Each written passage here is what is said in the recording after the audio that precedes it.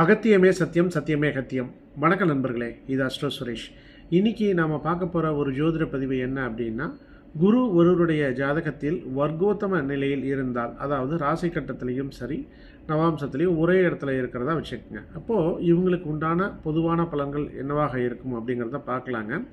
இதற்கு முன்பாக சூரியன், சந்திரன், செவ்வாய், ராகு ஆகியவை வர்க்கோத்தமமாக இருந்தால் என்ன பலன்களை தருவார்கள் அப்படிங்கிறத நம்ம ஏற்கனவே வீடியோவாக போட்டிருக்கோம். விருப்பமுடையவர்கள் நம்மளுடைய சேனலில் போயிட்டு பார்த்துக்குங்க. சரி, இப்போ நம்ம பார்க்க இருக்கிறது குரு வர்க்கோத்தமமாக இருந்தால். இப்போ குரு அப்படிங்கிறவர் ஞானக்காரகன் அப்படின்னு நம்ம சொல்லுவோம்.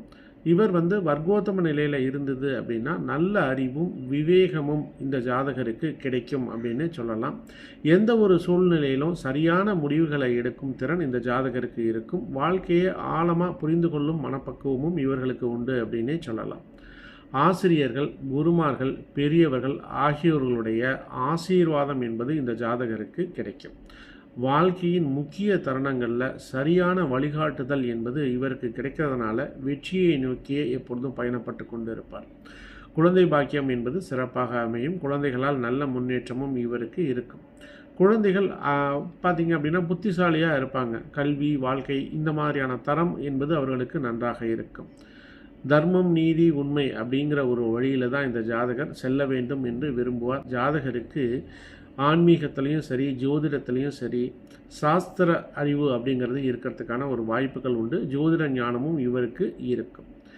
இவர் பிறக்கும் பொழுது இந்த குடும்பமானது செல்வ நிலையில் மிக உயர்ந்த நிலையில் இல்லைனாலும் இவருக்கு செல்வம் என்பது படிப்படியாக உயரும். அதாவது இவருடைய வளர்ச்சிக்கு ஏற்ற மாதிரி அந்த குடும்பத்திலையும் செல்வம் உயரும் அப்படின்னு எடுத்துக்கலாம்.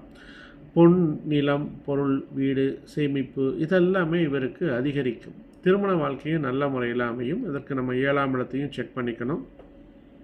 வாழ்க்கை துணை என்பவர் புத்திசாலியாகவும் அறிவுள்ளவராகவும் இருப்பார். அடுத்து ஆன்மீகத்தில் அதிக ஈடுபாடு இருக்கும் அப்படின்னு பார்த்துருக்கோம். கோவில்களெல்லாம் நிர்வாகம் பண்ணக்கூடிய தன்மையோ இல்லை கோவில்களுக்கு நல்லது செய்ய வேண்டும் என்ற எண்ணமோ இந்த ஜாதகருக்கு அதிகமாக இருக்கும். சமுதாயத்தில் மதிப்பும் மரியாதையும் அதிகரிப்பதற்கான வாய்ப்புகள் உண்டு. இவங்களுடைய கருத்துக்கு அந்த சொசைட்டியானது கண்டிப்பாக முக்கியத்துவம் கொடுப்பார்கள். உடல் நலம் சார்ந்த விஷயங்களில் சிறப்பாக இருக்கும். நீண்ட ஆயுள் உண்டு அப்படின்னு கூட நம்ம சொல்லலாம். அடுத்தது குருவினுடைய பார்வை வர்க்கோத்தமமாக இருந்து குரு பார்வைப்படுகின்ற இடங்களுக்கு அதிகப்படியான நன்மைகள் கிடைப்பதற்கான வாய்ப்புகள் உண்டு. பல விதமான தோஷங்கள் குறையும் அப்படின்னு சொல்லலாம்.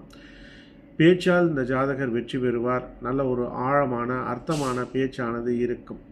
குரு தசை, குரு புத்தி, குரு அந்தரம் இந்த மாதிரியான காலகட்டங்களில் கல்வி, செல்வம், குடும்பம், புகழ், ஆன்மீகம் போன்ற பல துறைகளில் இந்த ஜாதகர் வெற்றி பெறுவதற்கான வாய்ப்புகள் உண்டு. பொதுவாக குரு ஒருவருடைய ஜாதகத்தில் வர்க்கோத்தம நிலையில் இருந்தது அப்படின்னா வாழ்க்கையில் தேவைப்படுகின்ற அளவிற்கு செல்வமும் உயர்ந்த மரியாதையுடையும் இந்த ஜாதகர் வாழ்வார். நண்பர்களே, இந்த சேனலை நீங்கள் சப்ஸ்கிரைப் பண்ணிக்கிங்க. அப்போ தான் நான் போடக்கூடிய பதிவுகள் உங்களுக்கு உடனுக்குடன் வந்தடையும். கீழே டிஸ்கிரிப்ஷனில் ஒரு வாட்ஸ்அப் குரூப் லிங்க் இருக்குது. அதை கிளிக் பண்ணி அதில் இணைந்து கொள்ளுங்கள்.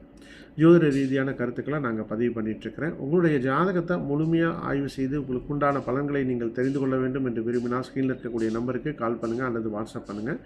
ஜாதகம் பார்க்குறதுக்கு உண்டான வழிமுறைகளை நான் உங்களுக்கு சொல்லுகின்றேன். மேலும் ஜோதிடம் வாட்ஸ்அப் மூலமாக கற்றுக்கொள்ள வேண்டும் என்றாலும் என்னை தொடர்பு கொள்ளுங்கள். நம்ம ஒவ்வொரு மாதமும் வாட்ஸ்அப் மூலமாக ஜோதிட வகுப்புகள் நடத்தி கொண்டு இருக்கிறோம். நண்பர்களே, மீண்டும் மற்றொரு பதிவுடன் நாளைக்கு நான் உங்களை சந்திக்கின்றேன். அகத்தியமே சத்தியம், சத்தியமே அகத்தியம். நன்றி நண்பர்களே.